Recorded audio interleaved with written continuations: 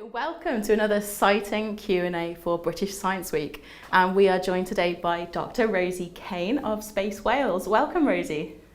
Hi, thank you very much for having me. It's so good to have you here. I wonder, could you tell us, just to start off, a little bit about yourself and your role with Space Wales?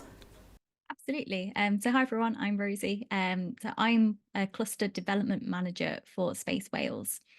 So we are what's called the Trade Association for the Space Industry in Wales. A trade association being a company made up of lots of other companies that do lots of exciting things across the space industry in Wales. So that ranges from companies that build satellites, companies that use data from space to benefit life back down here on Earth.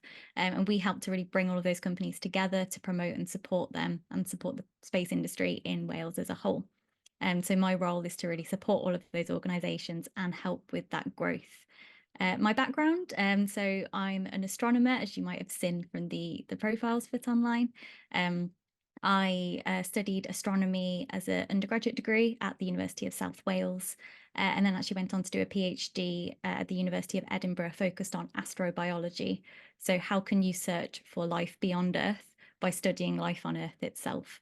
So I've been fascinated with space from a very young age and very excited to be working to promote the space industry here in Wales. I can imagine. It sounds absolutely fascinating. I actually have some questions from some students from around the UK. If I could just ask them, is that okay? That would be brilliant. Thank you. Okay, so I've got a question from Panos from Year 7 at the Bluecoat School, who would like to know what you think about Hollywood's portrayal of space. Well, that's a good question. Thank you, Panos. I would say Hollywood's portrayal of space sometimes can be very good. If you've seen films like Interstellar and Gravity, there's lots of really good things that they will use with space, lots of things that are actually accurate to space. But then you see films with aliens in, and from our best knowledge of what the potential of life could be beyond Earth, we're not looking for little green men. We're looking for teeny tiny microbes like bacteria that are really, really hardy forms of life that can survive in the horrible conditions that you might find, for example, on Mars, where it's very low temperatures, very high levels of radiation, something that humans wouldn't like at all. But teeny tiny bacteria can survive in that. So I would say it's a mixed bag. Some films do it very, very well, but some films are a little inaccurate and do blow things out of proportion a bit. That's a tricky one, isn't it? I suppose microbes would perhaps not look quite as exciting on screen as Hollywood's aliens would. Thank you. I've got a question from Noah in Swansea, who would like to know if you think there will ever be jobs on Mars. Oh, thank you, Noah, for that question. So there are already jobs relating to Mars. So Mars at the moment is the only planet in our solar system only inhabited by robots. So they're Mars rovers that we've sent there to do all sorts of exciting missions, like look what the soil's made out of, look if there was water on Mars in the past and what that might look like in the future. So we have people working on missions that are on Mars already, but as you say, we don't have people on Mars yet.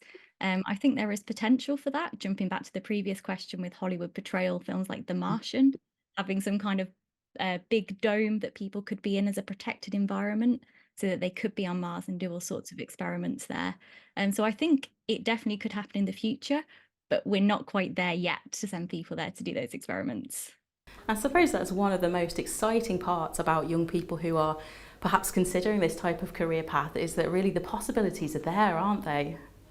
Absolutely. It's really exciting, a very exciting time to be in space. Absolutely. Okay, I've got one more question from Jack in Suffolk, who would like to know what kind of scientific experiments can be done in space. Oh, thank you, Jack, for that question. So we have the International Space Station that orbits the Earth, where there are astronauts on board that actually do all sorts of experiments and look at the effects of having lower gravity that you have in space than you do on the Earth. So when you jump on Earth, you come back down straight away. If you do that in space, it's not quite as quick of a process because there is less gravity. So there are experiments looking at how plants grow in lower gravity, looking at how different forms of life survive, even doing 3D printing. So if you can 3D print an organ for a transplant, if you do that in the lower gravity environment, then you're actually producing something that's a lot more robust and a lot stronger than if you do it on the Earth. there's lots of different exciting experiments that you can do on the International Space Station as part of that. And bringing it back to Wales, we've actually got a company based in Cardiff called Spaceforge, and they're developing a reusable and returnable satellite. It's about the size of a washing machine. It's going to go up into orbit, and it's actually going to provide a factory in space. So it's going to manufacture materials in space, and then it's going to bring them back down. It's going to then bring those materials back to the people that want them and be able to relaunch to make new things. So lots of opportunities to do experiments in space, and it's very, very exciting. It is. I mean, linking back to our earlier question about jobs on Mars as well, imagine factories on Mars as well. It's really interesting to think about how things would behave differently, isn't it? Absolutely. Thank you, Rosie. I've got a question here from Neve from St John's Junior School on the Wirral, who would like to know what age you realised you wanted to become an astronomer. And she's actually got a two-part question here.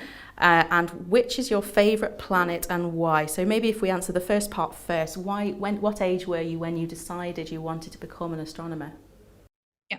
So this actually links some of the previous questions together quite nicely. So I actually decided that I was interested in space because of films and TV shows that I had seen, mainly those that had portrayals of aliens, because I was very, very scared of a lot of those portrayals of aliens because sometimes they have quite scary faces. And I was interested in understanding more about them so that I would be less afraid of them as a child. So my dad bought me a telescope, I think, when I was about 7, and we used to go out into the night sky and look at the different constellations and look at the planets when we could see them on a clear night. So that kind of kick-started my interest in space and astronomy from there. And when there is a clear night, it's always brilliant to go out and see the stars. And then in terms of planet, my favourite planet is Jupiter. This is where I bring the astrobiology back into this, because it's not because of Jupiter itself, it's because Jupiter has some very exciting moons. So Jupiter has the most planets in the solar system, it has over 70 moons, but one of those moons is called Europa, and it's very exciting because we think it's got a liquid water ocean underneath an icy surface. And where there's a liquid water ocean, potentially there could be some form of life. We have ocean Earth, we have life there. Maybe something similar could exist on Europa. So kind of answering the planet, but really it's because of one of Jupiter's moons. Yeah, that takes us back to our questions about aliens, doesn't it, and the microbes. All right, thank you, Rosie. I've got a question from Eloise in Wrexham, and she asks, what kind of people do you have working at Space Wales, and how would I get to work there? That's a really good question, Eloise. That is a really good question. Thank you, Eloise. So as I mentioned, we're a trade association, which means we're made up of lots of different companies. So my role is to oversee those, but the people that work in all of those companies come from all sorts of different backgrounds. And so some of them work in kind of a promotional role, so they help to support and make people more aware that we have a space industry in Wales and what some of those companies are doing. Some people actually work on developing things like satellites or rockets, and they're in a more engineering role. So they might be looking at how do you design what that might look like on a computer, and then how do you actually go and build it, and then somebody then needs to build it. Or they might be more of a looking at the kind of data that you can get from a satellite. So things like weather data and how you can use that to benefit the environment back down on Earth, kind of a data analysis role. And there's lots of different routes into that. Space is such a diverse sector because it links into almost any other thing you can think of. Food and drink industry. If you think of, you've got a big company that's manufacturing some kind of food, they need to get that food to XYZ location. You can use space to track how that's monitoring as it's traveling, and all sorts of different applications for that. So in terms of routes into the space industry, there are lots and lots. In terms of working in Space Wales and other parts of the space industry, really it's showing that you have an interest and a passion for space. A lot of these roles you don't need to go to university for. You don't need to have specific training. These companies will train you as you are working for them. It's really showing that you have that passion and interest in space, and that will get you a long way because it's a very quick growing sector, and we want people in it who really care about it and will help it to grow. That's really interesting, because sometimes you do think you think of an organisation like Space Wales and you assume it's lots of professors who have all been to university sitting around with their white coats on. So it's really interesting to hear the range of different roles and people that are there within the organisation. I'm actually going to shuffle the questions here, because there's a question here from Gabriel in Oswestry, which I think ties in quite well with that previous point. And Gabriel would like to know which sciences are important to take at high school if you wanted to work in the space industry. Thank you, Gabriel. Yes, that definitely links into the previous point. So I would wholeheartedly recommend picking subjects that you enjoy, because as I said, if you're enjoying it, you will do better at those subjects. So from my experience, I took geology, maths, chemistry, and physics for my courses that I took at college, did at high school. But there are so many different routes that you can take. For example, if you study biology, there are routes into space through astrobiology. Similarly, chemistry, you can do astrochemistry, which is looking at the different things that make up different things that you'll find in space. So what's on the surface of Mars, what's that made up of, and how you can study it. So really any of the science, technology, engineering, and maths subjects that you can do can link into space. So what you pick there won't define whether you can work in the space industry or not. It will define what area of the space industry that you can find your way into in the future. That's really good advice. Thank you, Rosie. So we choose the subjects that we love. I've got one more question here from Caitlin in Bristol, and Caitlin has asked, will there ever be rockets launched from the UK with people on them? It's a difficult question to answer that, isn't it? It is a difficult question. So the UK is just starting on its journey in launching rockets in general. So I think that there will be the opportunity for rockets to launch with people, but it will be a little way down the line. So at the moment, in the next year or so, we should have the first big rocket launching into orbit from the UK, which will happen from Scotland, which is very exciting. There's a long way to go from a rocket launching to a rocket launching with people on, because there's a lot more safety to make sure is in place when you've got a person on. I can imagine. So there's definitely potential for that in the future. And we have a spaceport here in Wales, in Llanbedr.